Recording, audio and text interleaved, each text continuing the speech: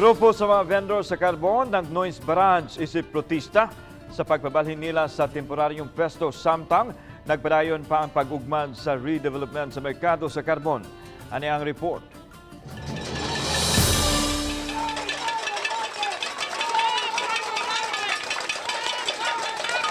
Kini ang gihimong pagsaba-saba sa mga stall owners sa Freedom Park ug Warwick ug sa mga ambulant vendors.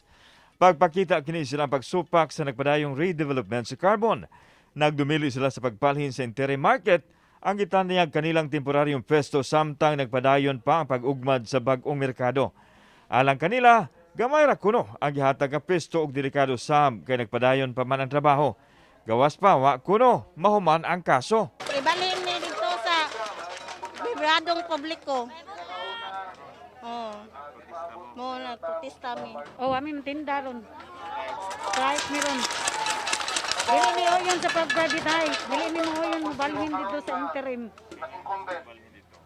Kay wala mi kwarta ikaban. Ang among gipanalitdan ang paginabuhian manggod. Karon gitanaw sa mga stall owners dito ang ilahang pwesto. Perting gamaya gyud sir, usa ka dupa ang gilapdo usa ka dupa ang gitas-on. Karon dili masud ang ilang stocks.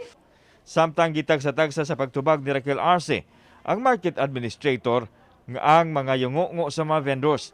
Matud niya ang interim market naghatag og kasayon sa mga vendors kay hatagan sila og suga, tubig ug labaw sa tanan, limpyo ang dapit.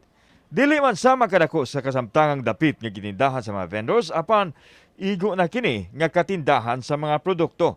Gipasabot ni Arce nga lunlon pagpaninda lang ang itugot og idili ang pagkatog o kahimuong balay ang tindahan.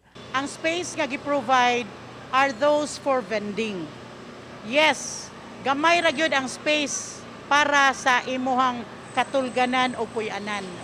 Mauna siya ang nahitabo karon dinha sa atong market. They are dwelling the place, which is a violation of a market code. Awhag ni RC sa mga apektadong vendors nga direkta makikatubang kaniya aron makakabot og solusyon sa mga ipadangat sa mga vendors nga nagprotesta. Ako sang iklaro nga only those affected sa ipahigayon nga konstruksyon morally ato ibalhin. Kay naarabay naa sa ato ang lista, wala sa inventory, pero nasa lista nga natagaan og certificate bisan wala sila maninda diha sa maong merkado. Kauban si Cleofer Lumayag, ako si Alan Domingo. Balitang Bisdak.